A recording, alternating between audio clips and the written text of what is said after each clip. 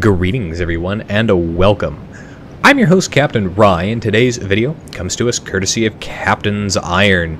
And Iron is playing in the Tier 10 US Destroyer USS Gearing here in World of Warships.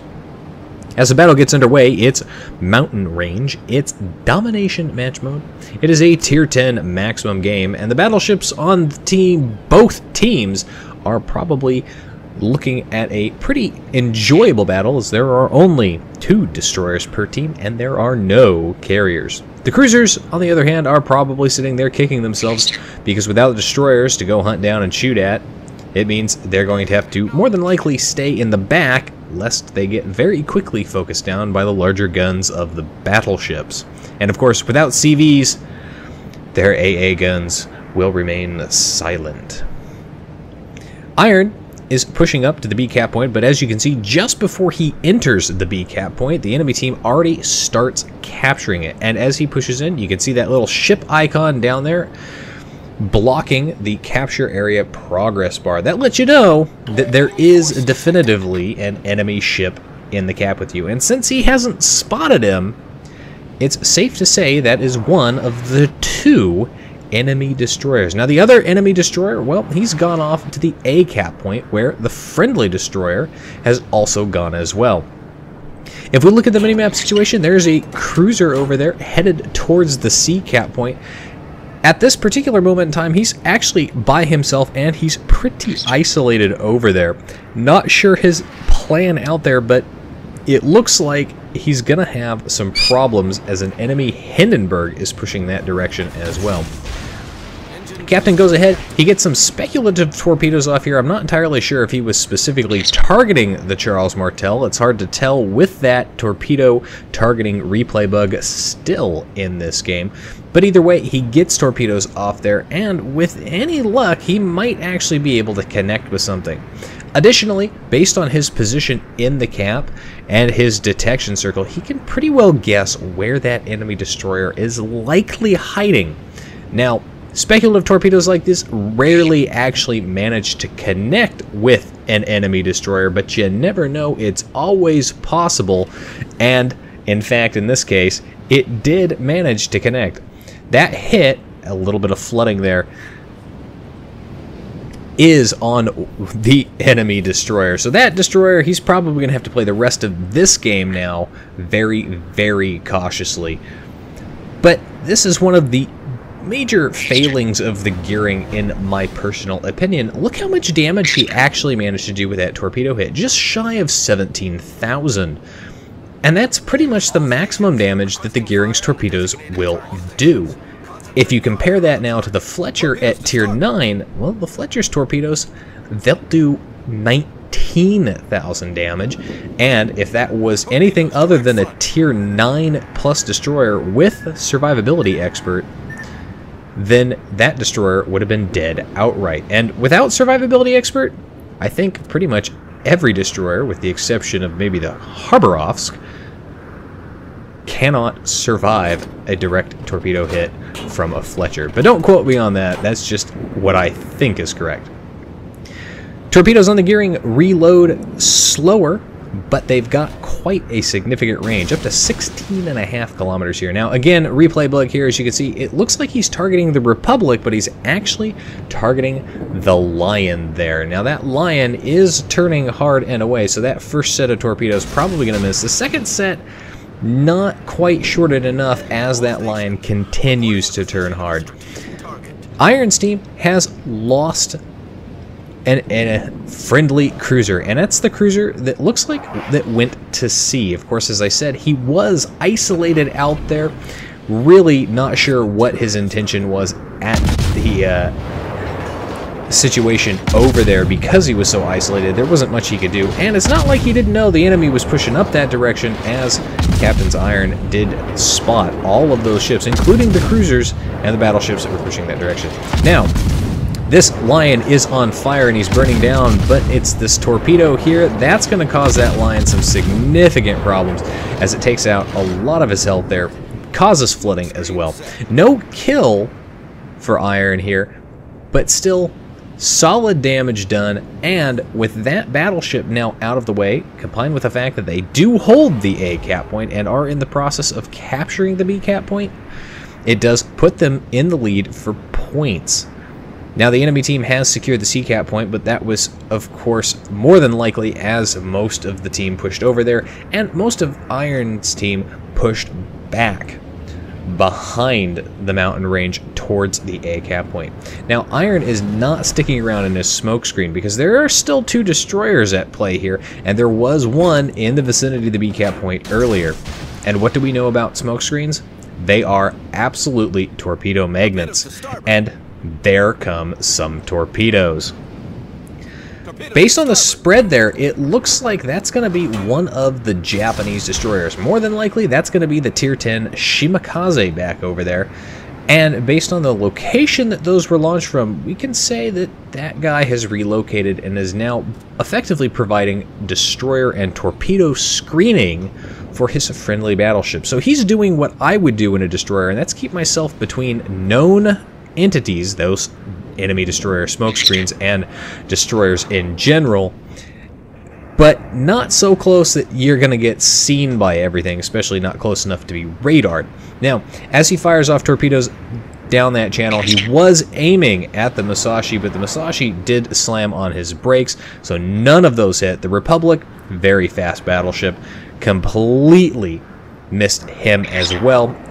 All those torpedoes unfortunately wasted. And again, that's one of the problems that I have with the gearing, is that torpedo reload time. Compared to the Yu Yang Tier 10 Pan Asia, the reload time's a little bit better, and of course, compared to the Chung Mu and the Fletcher, those reload times lightning fast.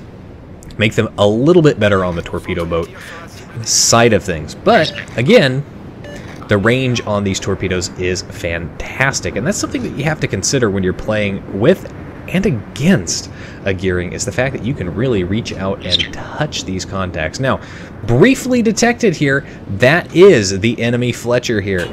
Enemy Fletcher pops up well inside range. He gets the first shots off because he comes around that island. His guns are already pointing this way. Now, a Fletcher half health versus a full health gearing, I've got to give it to the gearing in every instance here. But remember, that's a Fletcher. He's got torpedoes out here, and here they come. And unfortunately, zigs when he should have zags. Takes a hit there. Looks like he might have taken 2 hits. Lots of damage in that. And now this is a much more even fight as that Fletcher continues to pound away on him, leaving Iron with very, very low health here. Fortunately, this is a gearing. And in spite of that longer torpedo reload time, it still has very, very good torpedoes that can be utilized in the torpedo boat manner. Now, both teams have lost a destroyer at this point, and both teams still have their Tier 10 destroyer left.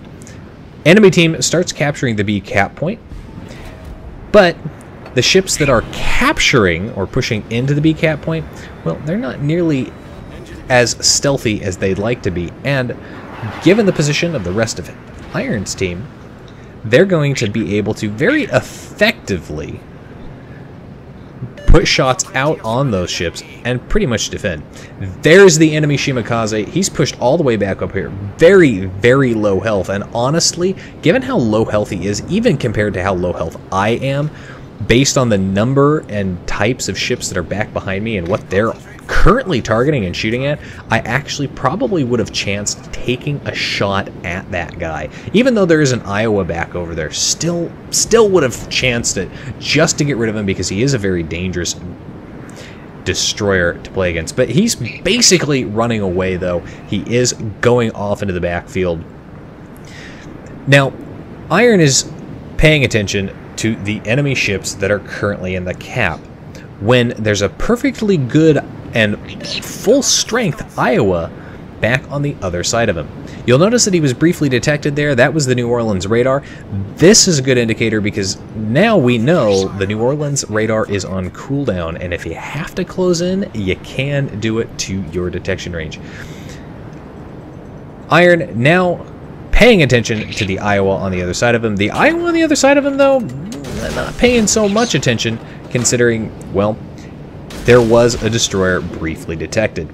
And given that Iowa is closing in the way he is, it's forcing Iron to change his course to avoid being detected. But he's got to thread this needle between that New Orleans and that Iowa. Either one of them at this point could effectively one-shot him, even with armor piercing, and he doesn't want to have that happen. The good news is his team is still doing a very good job of shooting those ships at B and defending.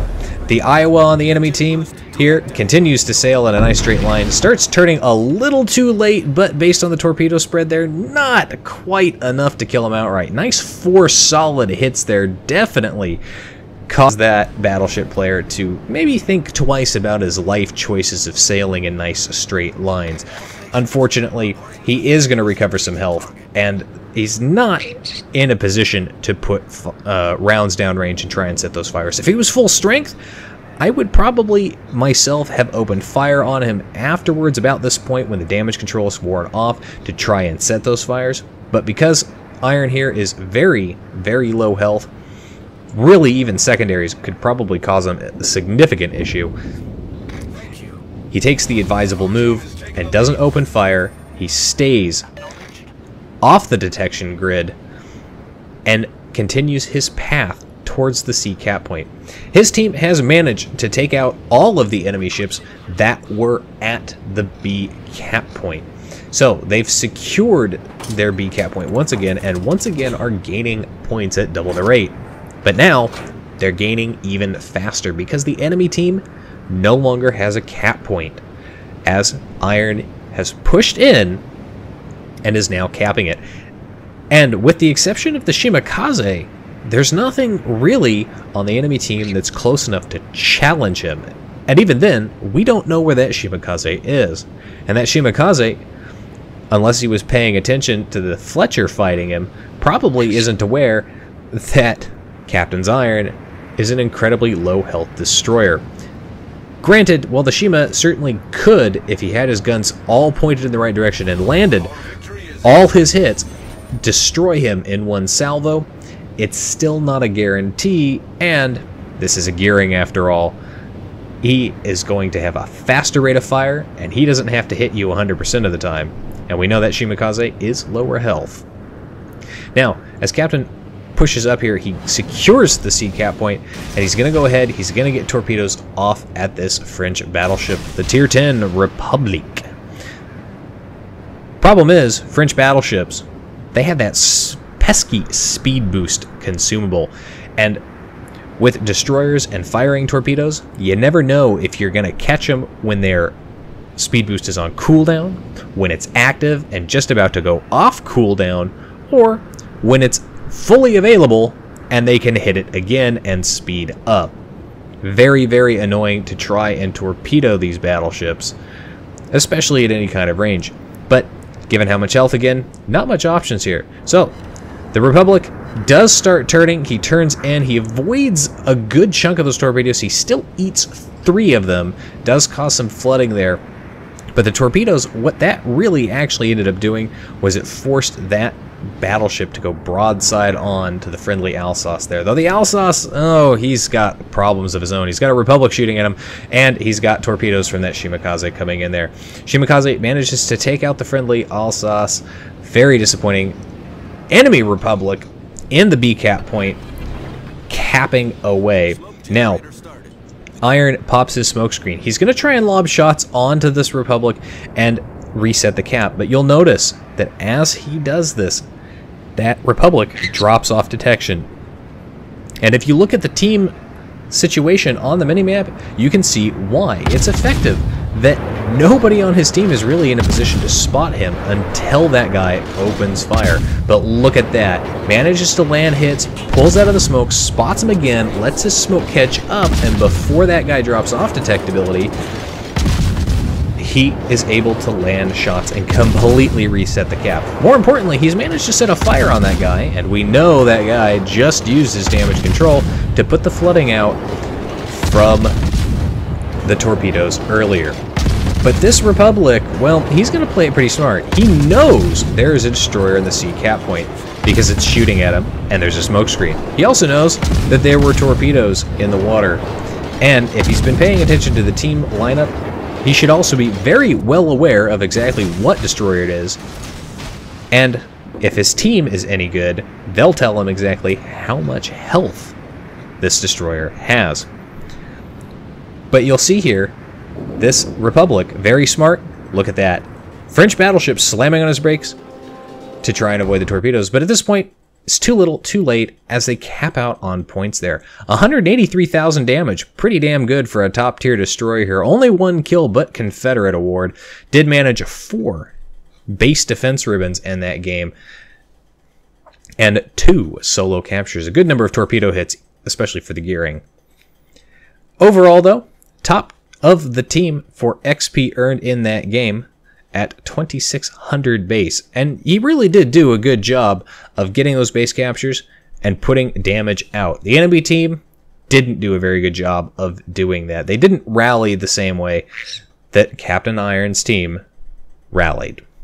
Anyway, that's it for today's video, folks. If you like the video, hit that like button, hit the subscribe button, leave a comment down below. If you'd like to get semi-regular channel news and updates, you can do so by liking and following me on Facebook. If you'd like to help support me in the channel, you can do so by becoming a supporter on Patreon. If you've got a replay like this one that you'd like to see featured on my channel, you can send it to my email. And if you'd like to watch me play various games live, you can do so by following me on Twitch. You can find the links for all of those in the video description down below. And as always, I'll see you next time. This is Captain Rye, signing off.